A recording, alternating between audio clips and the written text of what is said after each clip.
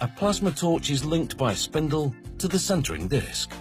Its spindle holds the torch at a precise distance so that a perfect circle can be cut out.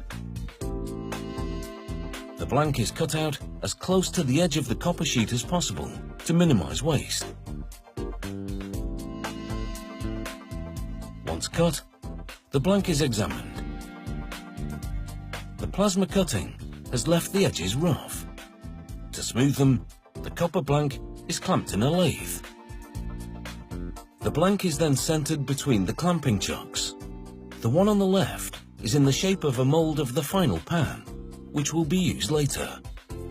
It's checked to ensure it's positioned correctly. Then, after lubricating, a cutting tool is moved against the spinning blank and trims the circumference.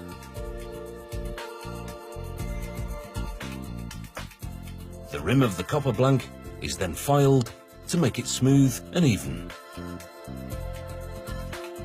The edge is finished using a fine grit paper. With the imperfections removed, the copper blank is unlikely to crack as it's formed into a saucepan with sloping sides.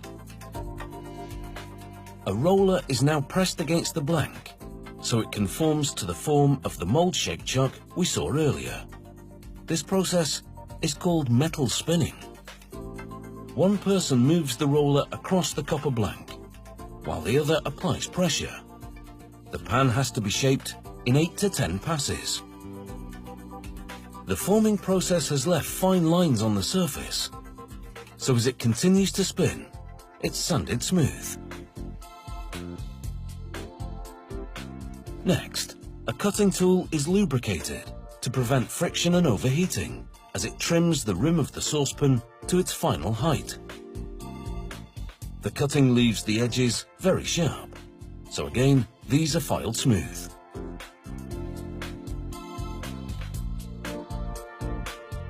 The copper saucepan is ready for the cast iron handle.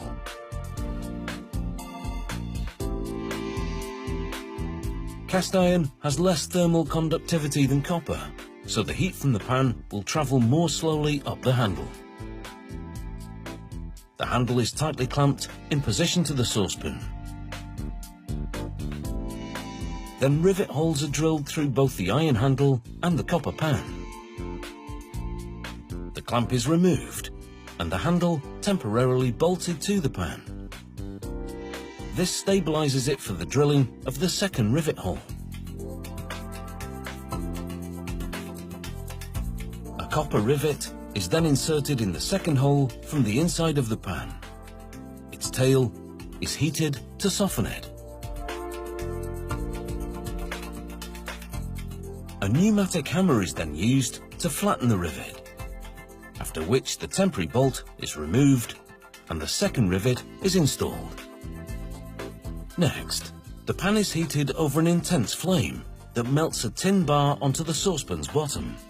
This molten tin is then spread evenly over the insides with a cotton rag that's been saturated with flux. The flux cleans the copper and allows the tin to flow more smoothly. The lining will prevent acidic foods from reacting with the copper. The heat used to melt the tin has caused discoloration and blemishes. These are removed using a cotton buffing wheel and a polishing compound, which eventually brings out the copper's high sheen.